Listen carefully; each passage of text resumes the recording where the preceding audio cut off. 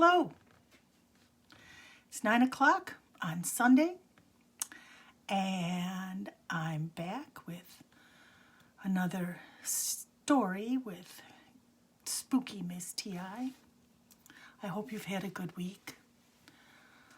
I have heard from a few people from my post about tonight's story that some are talking about waiting to watch it tomorrow, and that's fine. It probably won't scare you as much as it scared me at the time, and even now knowing what probably was going on, it's kind of scary to me, but it's not a boo kind of story. So stay tuned if you're here and want a Sunday night story in the midst of our global pandemic. So those of you, have a cup of tea, have a glass of wine or a libation of your choice, and cheers.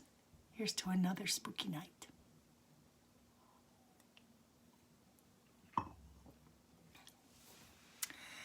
So last week, I'm going to move this over.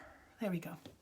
It's so weird watching people doing this Facebook Live thing because you see all these fingers heading towards you on the screen, whatever screen you're watching. But tonight I'm going to talk about something that happened to me that was incredibly life-changing. A couple of things that were incredibly life-changing. And last week I talked about getting sick as a child and how that transformed me and how I met my allies through that. Well, I had, as you can imagine, growing up in the kind of situation in which I grew up, there was a lot of trauma in my childhood and a lot of anxiety associated with it. And when I was in third grade, I had a very traumatic experience at school with a teacher, a very cruel teacher that punished me for finishing my work before others, and told me to go back to my seat, and she didn't want to hear a peep out of me. And so, being the kind of child that I was, I walked back to my seat and I sat down and I refused. There was not a peep out of me. I wouldn't speak. I would not participate in the class. I would not do any of the work. I would not participate even at all. And I became, at school, selectively mute for many years, actually. Nobody ever asked me why I wasn't talking in school. When somebody finally did, then the gate opened. And I know that there's a level of stubbornness with that, and those of you who know me understand that, tenacity and stubbornness. But there was also a level of anxiety that I wasn't going to let myself be in that position anymore. Well, that same year was the year that I started to study about ancient Egypt. Well, I had been learning about ancient Egypt. If you don't know, my name, T-I-Y-I, is King Tut's grandmother's name. My given name is Antoinette. You probably know because I keep plugging my book. But my mother wanted me to be Antoinette. My father didn't want me to be Tony, so he got to give me the nickname, and I went by Terry for a while, but my father always called me T.I. And T-I-Y-I-T-I is Tutankhamun's grandmother's name. She was the chief wife of Amenhotep III.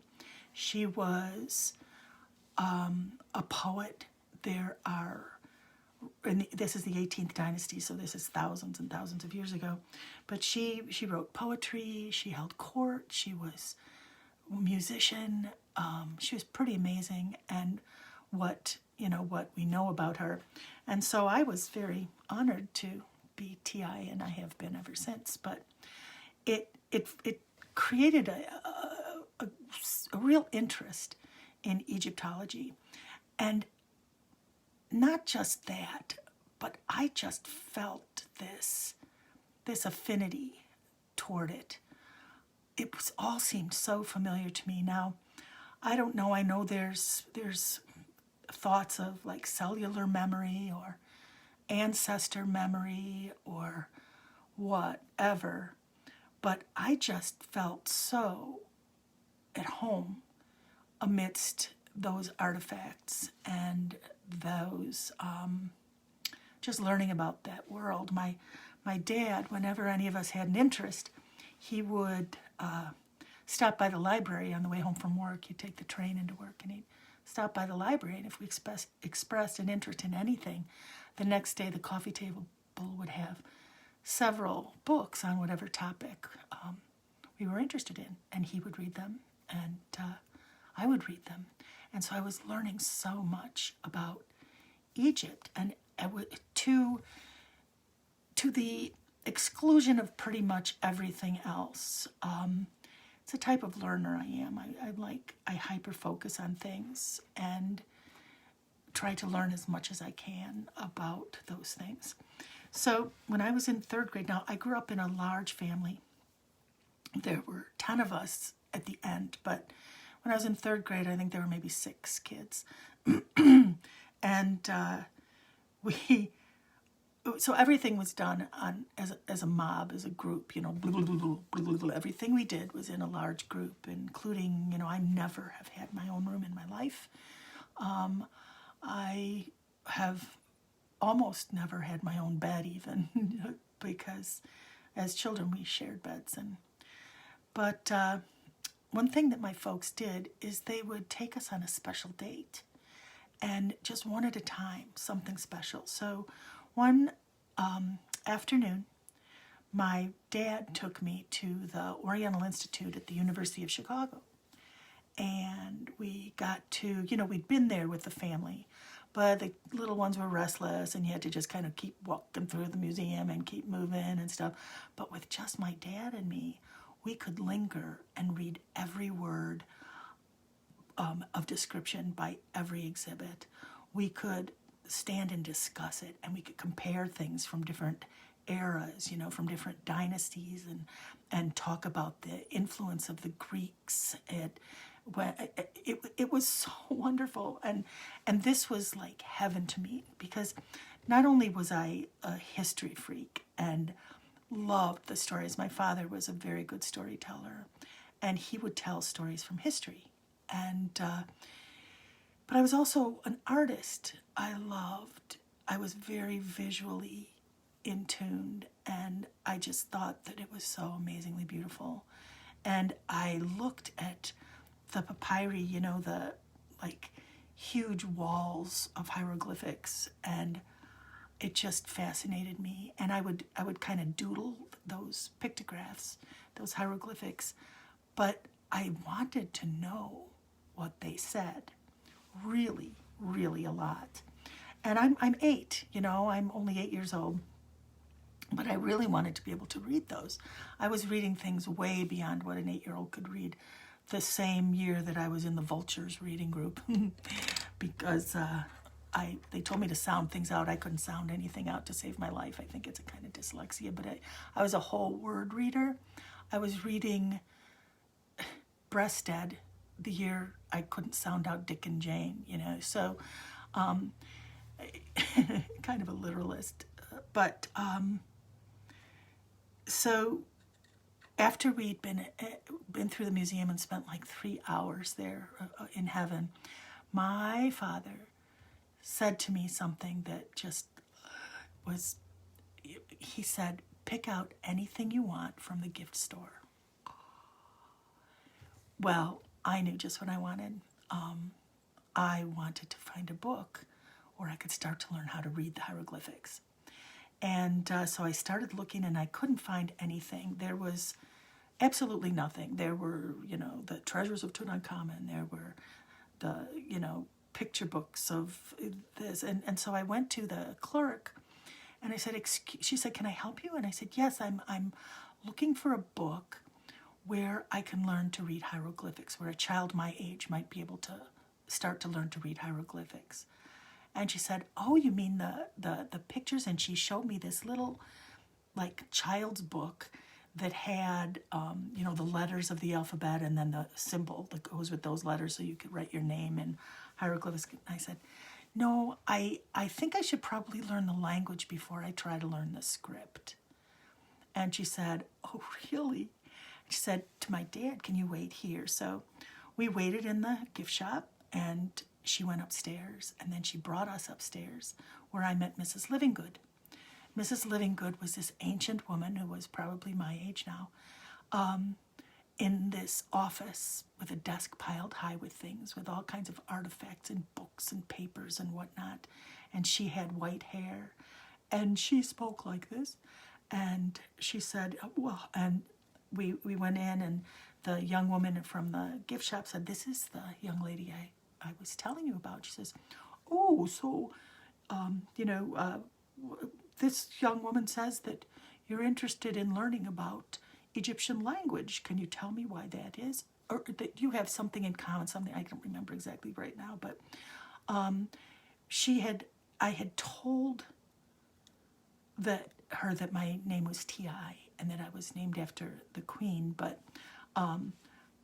so I told Mrs. Livingood this, and I said I was really interested in learning about this because I wanted to learn more about the world of my namesake.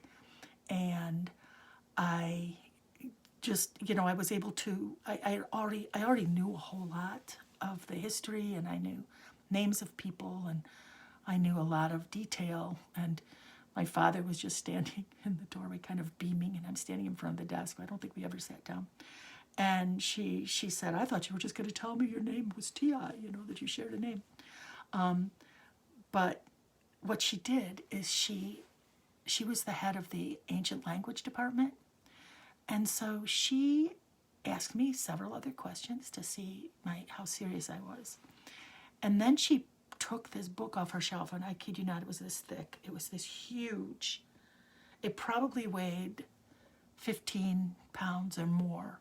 This enormous book, Ancient Egyptian Language, I think is what it was. And it was this enormous textbook, a fully, start to finish, everything about ancient Egyptian grammar, the language. It started where you had to learn about how the writing, how it worked. And it was like this treasure trove to me. It was like, oh, I was so excited. And she said, okay, so this is the main book, but this is a really hard one to follow. She said you should read the first chapters to learn how it works. But if you want to really get your hands wet or your feet wet or whatever the thing is, let me give you these. And she gave me this small brown linen hardcover book that had just full of hieroglyphics, just nothing, and it had like a title in English, but it was all in hieroglyphics, and it had a companion workbook. And she said, so here's what you do.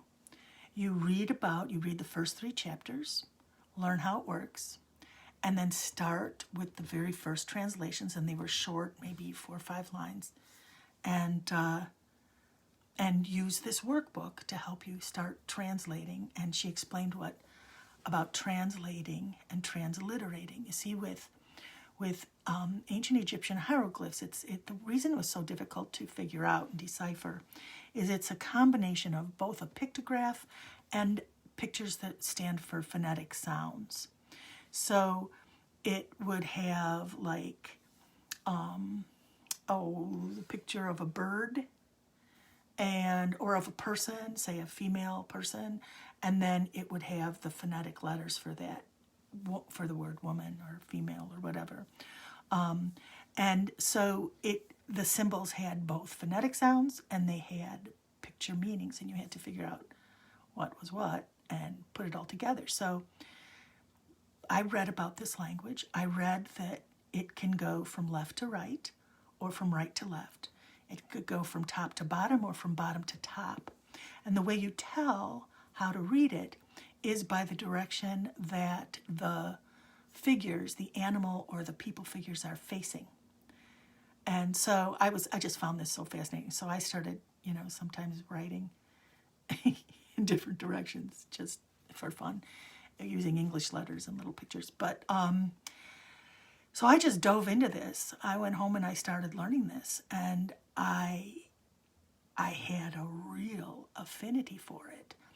Now, one of the things in the first chapters that they spoke about is that it's a dead language, and so no one really knows how it sounded. You can, there's a flow probably from back then to like Arabic, Coptic Arabic, but just like if we were put into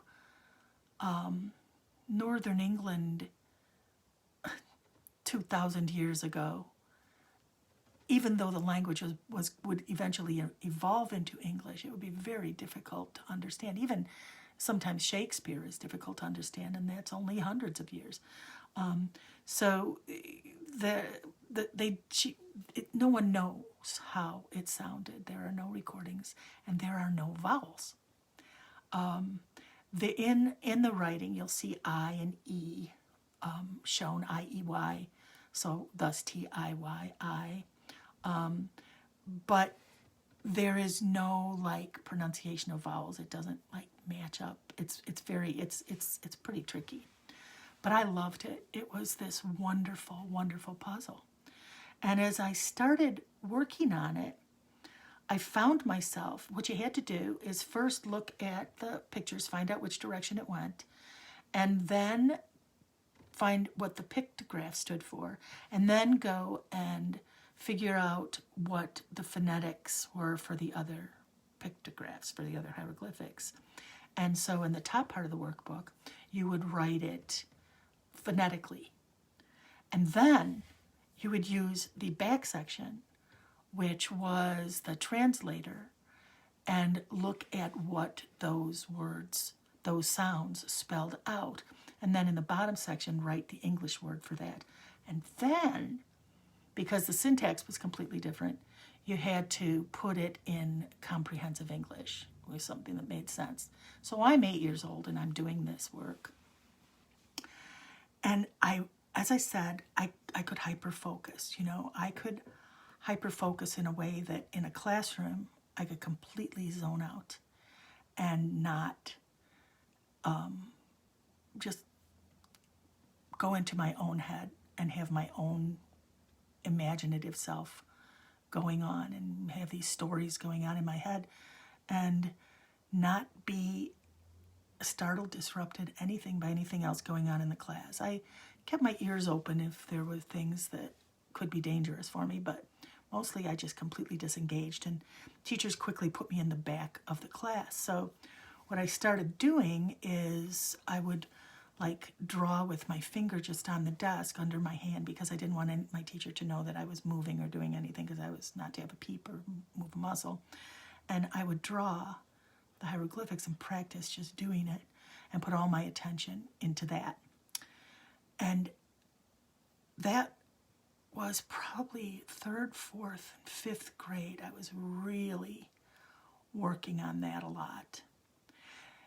We moved out of the haunted house up into the burbs.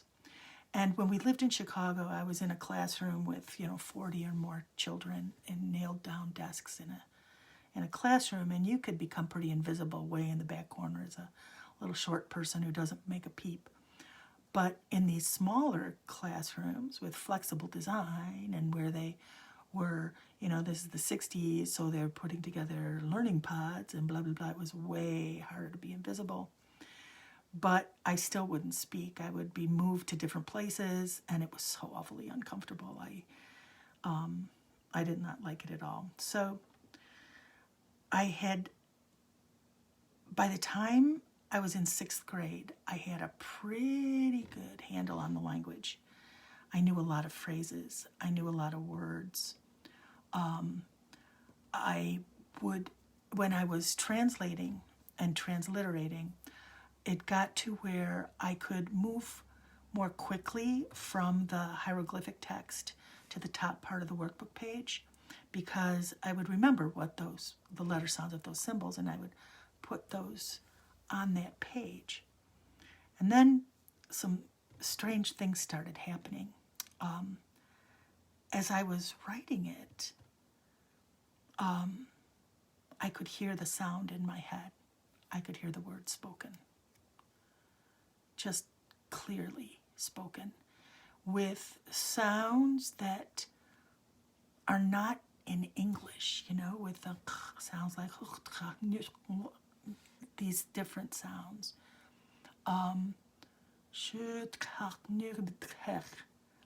Things like this. And I'm hearing it, and then at one point I realized I was saying it out loud, that it was my voice I was hearing. I was speaking these words out loud. Now, the excerpts that I was translating were from all kinds of things. Initially, it was like translating really simple short poems, or even grocery lists, like lists of how many supplies are saved in the temple, things like this. But I had gotten to a place where there was more depth to what I was translating, and I found myself looking at the hieroglyphics and like writing and speaking those words without realizing I was speaking them. And it startled me because I felt like it was not coming from me. The first time that it happened, I was like, whoa, okay. And I went back and I started at the beginning and I checked each thing. I had completely finished the page, and I had not made a mistake. And I had done all that without going back and forth, without looking even once in my big text. And it startled me, and I was like, whoa, and it felt like a memory. And so I told my father, and he said, well, as you get more adept with a language, you're going to find that your brain will start thinking in it. And I said, yeah, but I don't know how it's supposed to sound, and I know how it's supposed to sound. And he said, well, maybe you were Queen Ti, kidding me. But it got me thinking. Oops, I just dropped the Syrian goddess again. I better lay her down. She's pretty precarious.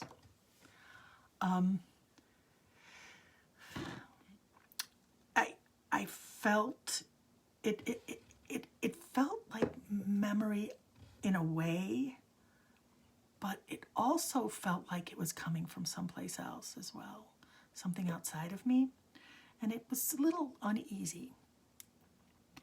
But I kept with it. I was compelled. I was so obsessed with it. That was all I could do. That was all I was interested in doing. I would go sit in school and do nothing and come home and translate pages after pages of text. And so then, I should tell you, this isn't a spooky part of the story, but it's kind of a good one. Gives a little bit. Anyway, I'm in 6th grade, and I've got this 6th grade teacher who's one of these. This is I don't remember what year it was. Early 60s, and this guy, or mid 60s. He wears the skinny black pants. He's got the skinny tie, the button-down shirt. He's got the black horn-rimmed glasses. He looks a little bit like Buddy Holly. He's got the haircut. He's this, cool, hip, young teacher dude. And he was, I really feel badly for him for had gotten me in his class, I'm sure. I can't imagine how difficult it must have been, but I just didn't do anything. But then I started doing some things, like once I learned the numbers, I would do, like, if we had a math paper, I was answering, in the answers I was drawing the hieroglyphics. And on other papers I was answering so that using the hieroglyphic symbols to phonetically spell out what the English words I wanted to say. So I was doing my schoolwork in hieroglyphics when I did it, which wasn't very often. But I remember this one day, well, I'll never forget this one day. I had a paper, and I would draw them really teeny tiny around the edges because I'd have like one paper. And so would sharpen my pencil on the back of the page to get it super sharp, rub it till you get a super tight point. And then I was writing these hieroglyphics all around the outside edge of the paper. And only I was going backwards, because I liked doing things differently. And all of a sudden he's there, and he says, "Oh, are you doing your work for a change?"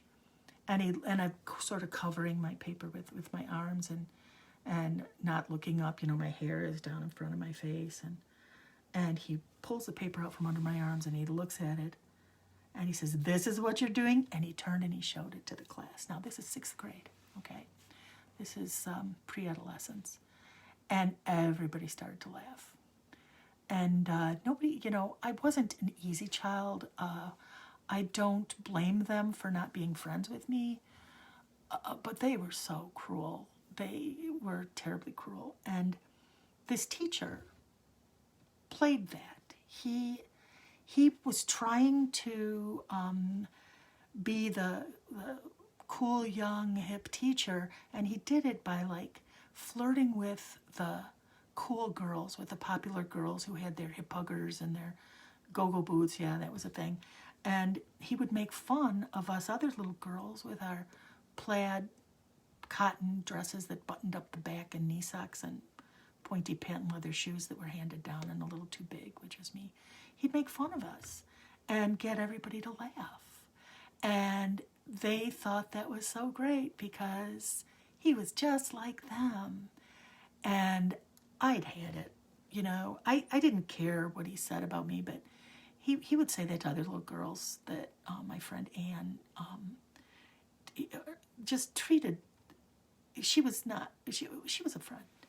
Because I talked outside of school, when I was at home, I played with all the kids, and it was just while I was in class. I didn't say anything, but I just had it with him. And I had not spoken since 3rd grade, and I looked up at him, and I said, "Ya wachebek."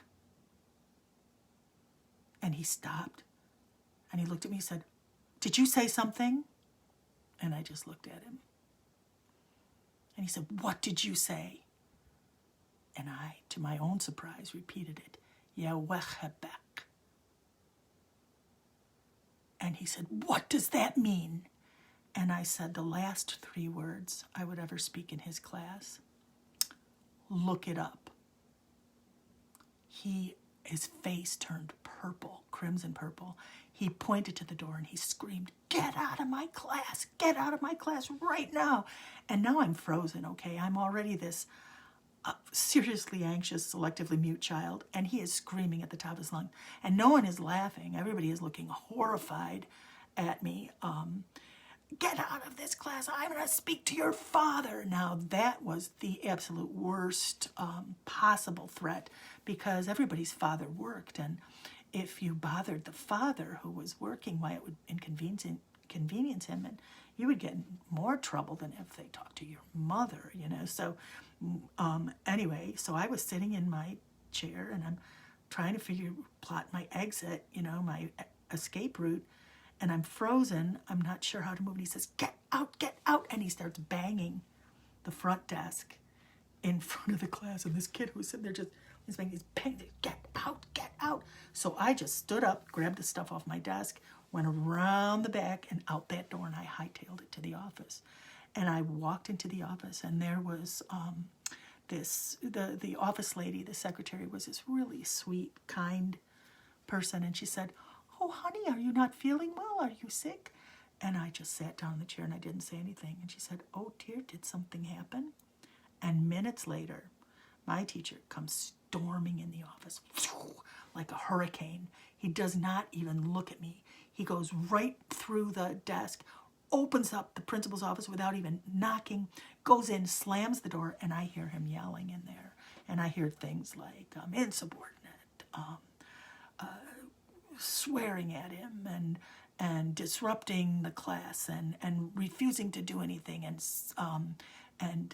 things like disturbed and all this kind of stuff, which I'm like, this is kind of interesting. But I'm just sitting and not speaking, kind of swinging my legs on the chair. And then he came out and he didn't look at me again. He just through the door and disappeared. And Miss Durkany, the principal, comes out, and she was really nice too. She loved my family. My dad was pretty well known at the time. He worked with Bobby Kennedy and was prosecuting the mafia, so he was on the front page all the time. She thought he was pretty cool. And she, some teachers are nice to you when your parents are around, but she was always nice even when they weren't around. And she said, will you come in here, please? And I got up and I left my stuff on that chair and I walked in and sat down at a chair in front of her desk. And she didn't go behind her desk. She sat on the outside of her desk. It was the first time I saw a principal do that, which is what you're supposed to do. And she said, so Mr. Utley tells me that you swore at him in class. And I just shook my head. I didn't talk. I just shook my head. And she said, you didn't? And I went, he said that you're being really disruptive. And I just shook my head. And she said, well, he won't let you back in your class until we have a conference with both your mom and your dad. And I just nodded my head. And she said, do you understand that I have to call your father? And I nodded my head. And I wasn't afraid because I felt like I was righteous.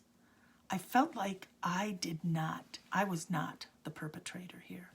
I was standing up for the rights of myself and others, using my voice for the first time in years for that. So I wasn't afraid at all. I knew that, I hoped that my parents would understand. If they asked me what happened, people didn't ask children what happened sometimes, and they just listened to the adults and then off you went. But so she told me to go sit in the outside office, and I heard her talking to my father. But when I got home from school, she made me stay there till after all the other kids left. And then I walked home alone. When I got home, my mother was stirring spaghetti. I remember spaghetti. And I walked into the kitchen kind of afraid because I knew that she had gotten a call too. And she said, kind of a rough day today, huh? And I said, yeah. And she said, well, we have a meeting tomorrow with your teacher and with the principal. And it's at 10:30, so you can sleep in tomorrow. And I was like, is that all? Maybe, okay, thanks. So we had dinner. Next morning, I didn't sleep in because I share a room with my sister. Everybody else got up. Nobody said anything to me. My siblings didn't say anything. Maybe they didn't know. Everybody was so busy with their own cacophony that maybe they didn't know what was going on. I was already in bed when my dad got home, so I didn't get a read on where he stood with things. He stayed at work late, probably so he could take the morning off to go deal with me. And so that next morning, after all the kids left for school, I went down, dressed my mom and the babies. I don't know who took care of the kids. I knew it was going to be a hassle. My dad got up. He was having coffee, didn't talk to me, didn't ask me anything that happened. It was all going to happen at school. And I was sweating bullets, I wasn't sure what was going to happen, but, why weren't they asking me about things? So when we got to school, we went to Miss Durkany's room. And again, she sat in the chair, and there was one next to her, and I was sitting between my parents, and my teacher came in. And he comes in all cocky and looking cool in his skinny tie, and he used to sit behind his desk, and when he thought everybody was working, but I was never working, and I was observing, he would sit there and pick his nose and wipe it under his desk. I'd hate to be the teacher that got that desk knocked. But he disgusted me. He would, not just that, but his immature trying to connect, his way of trying to connect to students, instead of being a decent human being, went down to their level, and I had no respect for him whatsoever. So he comes in and he shook my father's hand, of course not my mother's hand, did not even look at me. And Miss Durkany says, so Mr. Utley, you want to explain what happened? And he says, I always disruptive in his classroom. I refuse to do any work. I don't participate. And the final straw was when I swore at him in his class in front of all his students. And my parents looked at me now. My parents both swore like sailors. But if we did, we'd get a bar of soap in the mouth. This part of the story is going way too long. Anyway, they looked at me with surprise because I don't speak in school, and they knew that. And my father said, "Did you swear at him?" And I said, "No, I did not." And he said, "Well, what did you say something?" And I said, "Yes, I did." And he said, "What did you say?" And I said, "Yewachebek." And his eyebrows went up, and his eyes started to twinkle, and he got this smile on his face just looking at me. He looked like a little leprechaun looking at me. And he said, and then the teacher says, "That's it, that's what she said." And he said, "And you think that's swearing at you?" And he said, "Well, I asked her what it meant." And my dad looks back at me, and my mother is just sitting there, kind of watching the two of us. And he looked at me and he said, "Did he ask you what it meant?" And I said, "Yes, he did." And my dad said, "Well, did you tell him?" And I said, "No, I told him to look it up." And my father stifled a chuckle, because when we would ask him questions, sometimes he would answer, but mostly he would say, "Look it up." And then we'd go in his extensive research library and look things up. So I was just totally modeling him. I was also modeling him. He knew what I said. And so my father looks at my teacher and says, "And did you?" And he says, "Did I what? Look it up?" And he said, "No, I didn't look it up." And he looks at me and says, "Tia, do you want to tell your teacher what it means?" And I looked at him and I translated it for him. And it means, "Thou art wont to be cool." And he flushed. And my father just smiled at me. And he said, "Why did you say that?" he asked me. And then I told him, right there in front of the teacher and the principal and my mom and dad. I told everything that had been going on in that class.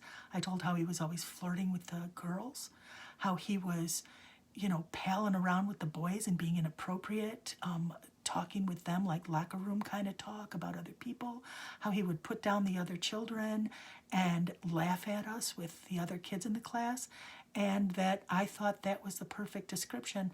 And then I told him that, he said, "But why did you say that? Say it that way?" And I told my dad, "You always told me that the very best insults are when the person you've insulted has no clue they've been insulted. And that means you've insulted them twice." And this teacher,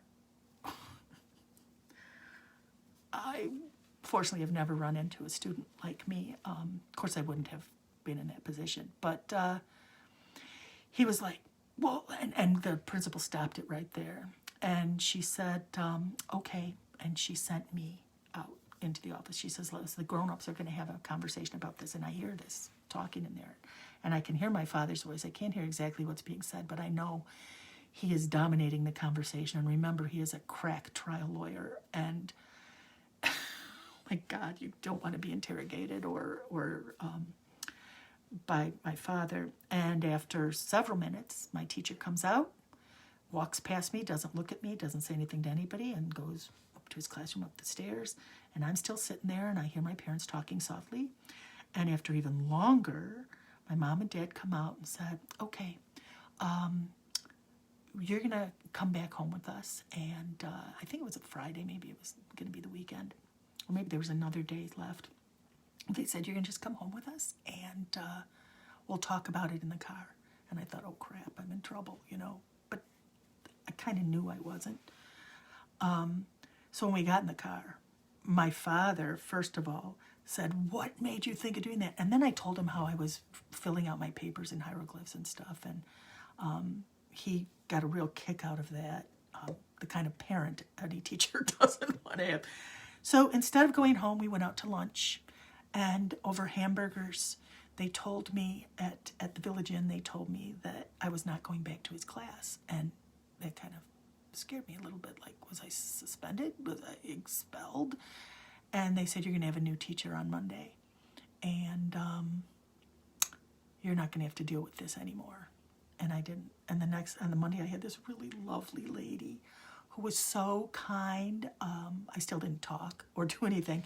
They hooked me up with, the school psychologist. I had an assistant that helped me with stuff. They were trying to help me, but it wasn't until 7th grade that I actually told people why I wasn't talking. Anyway, so I was really adept at this hieroglyphics, and I was totally into it, and that was all I did. And the more I did it, the more I knew it before I did it.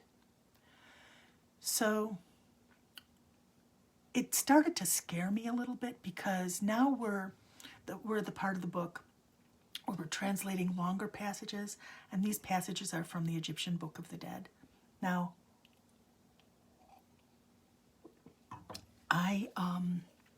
the Book of the Dead isn't like some creepy Book of the Dead thing. It's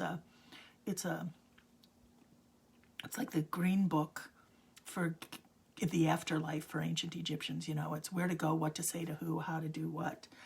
But there are these long passages talking about what you do after you die, and it's very, very thick with the pantheon, with the ancient Egyptian pantheon, the gods and goddesses, and so I'm reading a lot of this, and as I'm doing it, I'm feeling more and more compelled from the outside, if I could say that. I felt like I was being led. I really did. And so I would do it for a while, and then I'd set it down for a little bit. And then I'd do it, and I'd set it down for a little bit. But I found that I was saying those things. I was dreaming in that language. Now, I was immersing myself, so that may not be so unusual, but when I would dream in that language, I would wake up feeling on edge, feeling very uncomfortable. Like, I was feeling like I was being used in a way. But I was too young to really, have a handle on that. So now I continue to study this. And when I got in high school, starting in 8th grade, I became involved in the local community theater. Once I started talking, I got into theater and forensics, all kinds of things. It's crazy. It's like I've been waiting to talk. In the community theater, there was a group. It was the Northbrook Civic Players, or Civic Theater, RE Theater. And we rented space at the Divine Word Seminary. They had this theater there, and I told you some stories about Divine Word before. And this theater was incredibly haunted. This place, we were always being watched. And this is where my friend and I watched a monk float up the center aisle toward the stage when we were working on backdrops on the stage. This is where we would be up in the costume room and trying things on, and it just felt like there was somebody leering at us, these two young girls trying on costumes and giggling, and it was just very, very uncomfortable there. But it was also a really great place because I love the theater. And most of the people in the theater group were young adults, 30-somethings. There were some older folks too, but there was a handful of us teenagers that were involved in it. And I loved it because it was something I was good at. It was musical theater, and the play we were doing was Brigadoon. And this was the year I first started getting sick. I talked to you about that. But I could still do the stage stuff. I was in the chorus, and I was a dancer and a singer. And I wasn't that good at dancing by this time because it was painful, but I could still do it. And simple, stage dancing steps, nothing really super fancy. And I think it was opening night. And I got there really early. I would like to get there early because my house was like, blah, with all the kids. By this time, there were 10, and it was so hectic, and I loved the theater so much. So I'd get there as soon as anybody else was there and get in costume and do my makeup. I loved doing stage makeup. And then it was set up, there was the wings of the stage, and then there was a makeup room that had the lights and the mirrors all along, and then next to that there was the green room, and it was the place where you wait for your time to be on stage. And it's supposed to be a quiet, mellow place. It's supposed to be where you get in character and start to focus and not be all, chatty and whatever. And so I liked to go there and get in costume and get in makeup before everybody else was there. And then I would sit in the green room, and to calm my jitters and focus, instead of sitting and thinking about getting in character and, what is my character's name and story, I did my hieroglyphics. So I was sitting at the end of this one table, and when people saw me doing this, they thought I was doing homework, so they didn't bother me. We weren't at school. And so I knew if I was doing this, nobody would come talk to me. And I was sitting, and I started to do it, and I felt this cold that, like, it wasn't a draft, like where you could, a draft, you can feel the air moving. This air did not move. This just became cold, and it was not on the front of my body. Not on the front of my body. It was just on the back of my body, and it was from about halfway down my head to about mid-back. It just all of a sudden felt really cold. And I was used to that kind of thing in this space because it was very haunted and I knew what ghosts were, but I didn't have a ghost feeling. But I did feel that very cold energy. And what I was translating. Now, I'm gonna back up just a little bit, because by this time in high school, one of the things that I was studying, I had been, diagnosed with a terrible childhood disease that would cripple me and kill me very young. So I became very interested in the metaphysical and looked at metaphysics everywhere. And I found like ancient Egyptian magic books. And one was E.A. Wallace Budge, Egyptian Magic, and it was written in the late 1800s, and he was British. And so you can imagine how colonial and talking about, superstition when it was talking about magic, and in the same breath talking about Christianity is not, anyway. But it was clearly, from a British perspective and from a colonizer's perspective. But it had in it many, many passages it was medicine, and it was also spells and incantations and invocations for the various gods and for the various deities, gods and goddesses. And it had, spells that required objects and things that I could not acquire. But there were some things, the invocations and that were just words.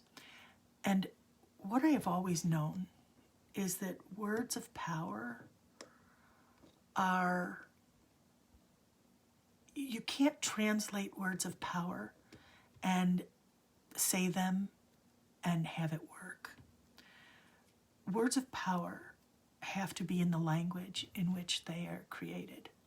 That is why Muslims need to learn to read Arabic, to read the Quran in Arabic, because the words in the language in which they were written are clearer, more powerful. And every translation changes things just a little bit. And E.A. Wallace Budge's translations were very colonialized. And yet, here were these words And they were there in English. And as I was looking at these incantations and invocations, I could hear them in the ancient language. And I knew what they were supposed to sound like.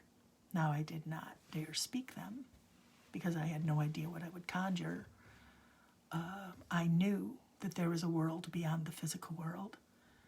And I also knew that I was not in a position to be dealing with any of the ancient deities in my young adolescent self.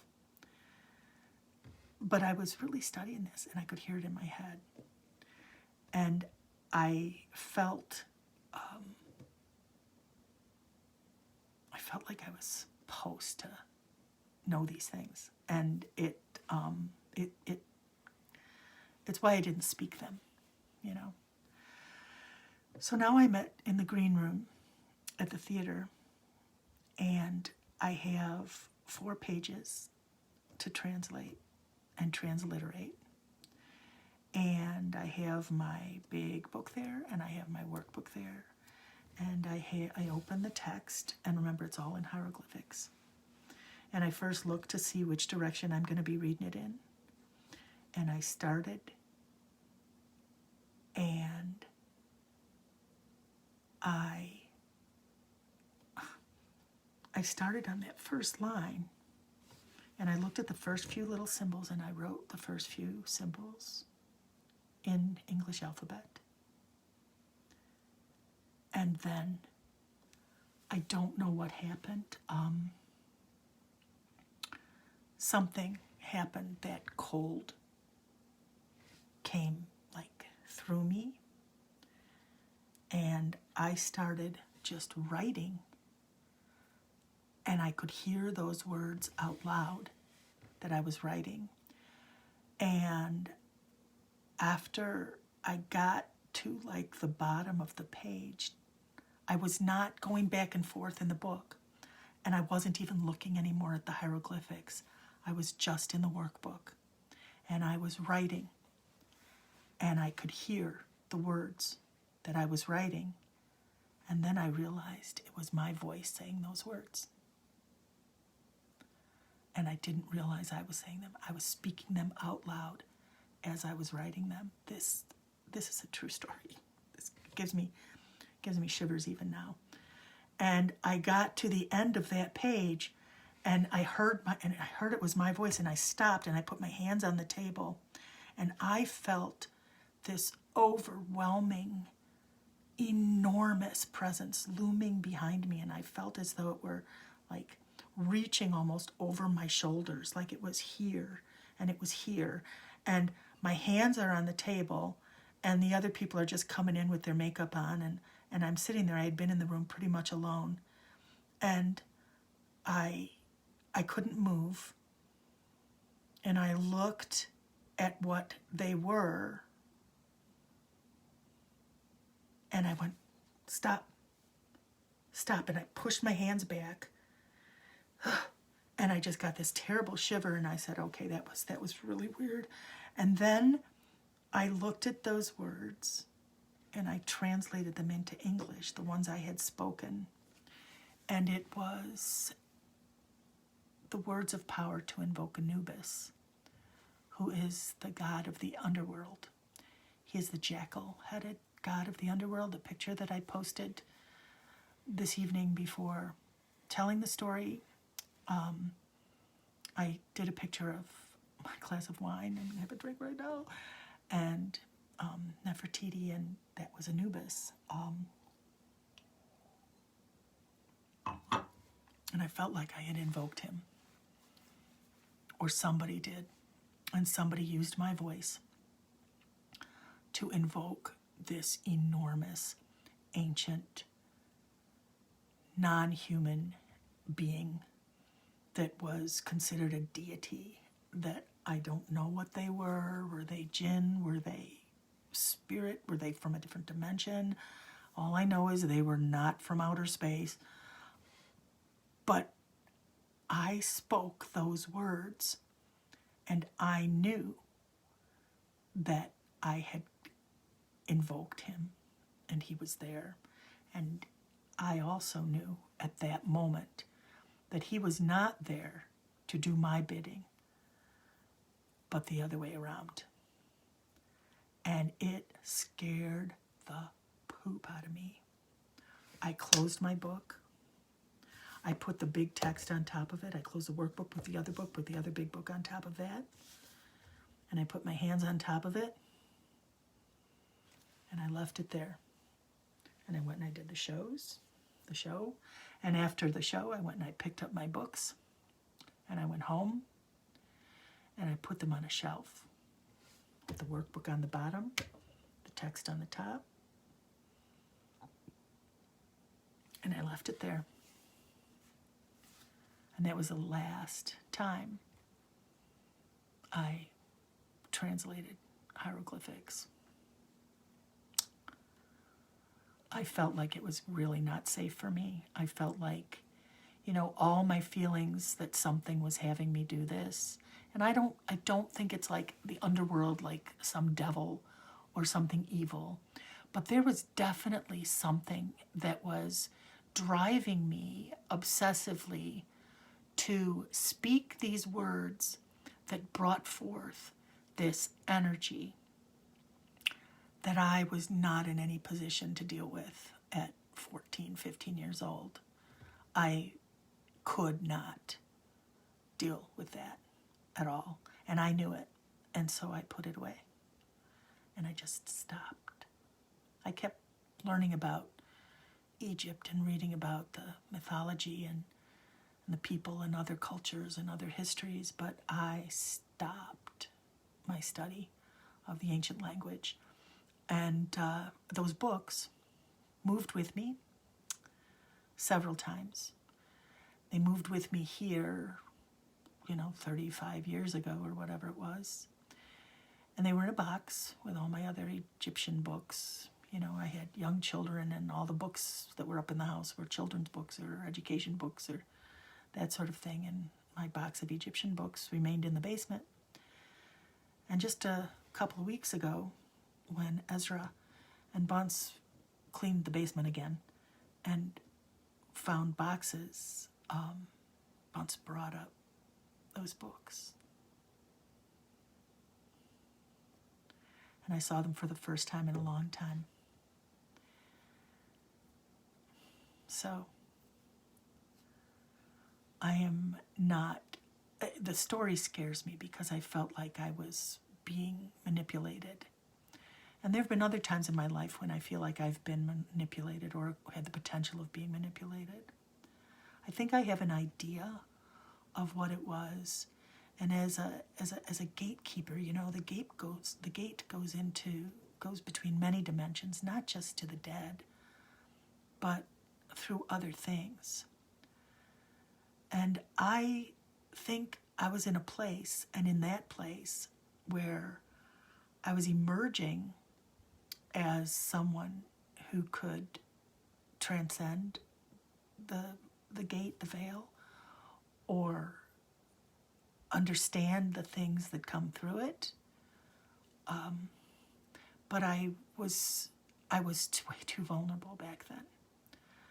So am I going to open up my workbook to that page? Am I going to remember those words? Am I going to invoke Anubis?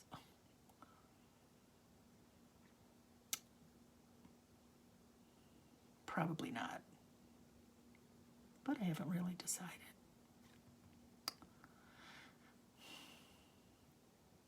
It was an important time in my life. There were so many strange transitions happening. But I really needed to stop being manipulated like that. And fortunately, at that point, I did.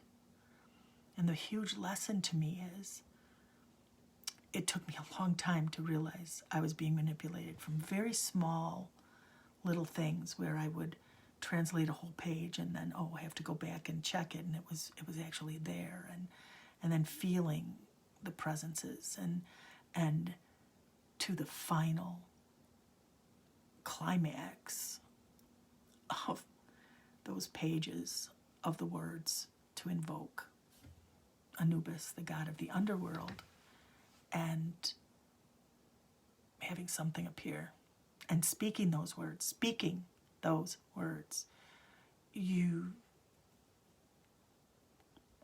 I can remember what some of those words sound like.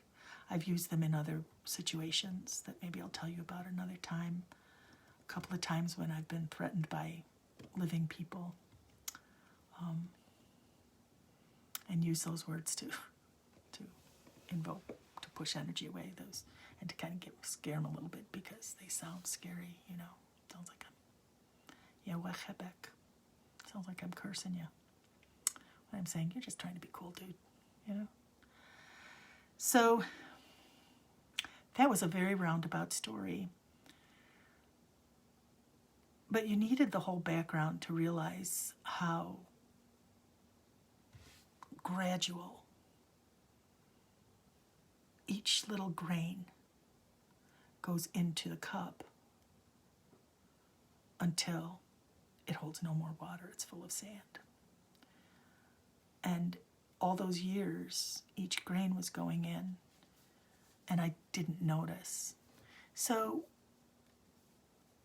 I guess my big lesson is pay attention to what's going on around you, not just physically, but what are you dreaming? What are you thinking? What's happening? What are you seeking?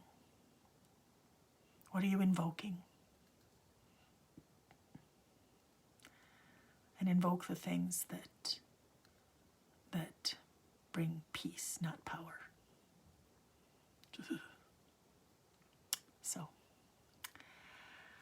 well, it's been another Sunday. I have no idea what I'll tell next. I always, at the end of these, I'm like, oh, I don't have any more stories. And then over the weekend, I'm like, oh, yeah, there's that. Oh, I know what I wanted to bring up. Maybe I'll just write about it because instead of talking about it here, I'll put a post up about an idea that was floated that I think I can figure out how to make it happen about us telling Yuletide ghost stories as a group. So I'll be posting something about that on my Facebook page and also in the group. So watch for that, and with a way to sign up to be part of that. You don't have to tell a story.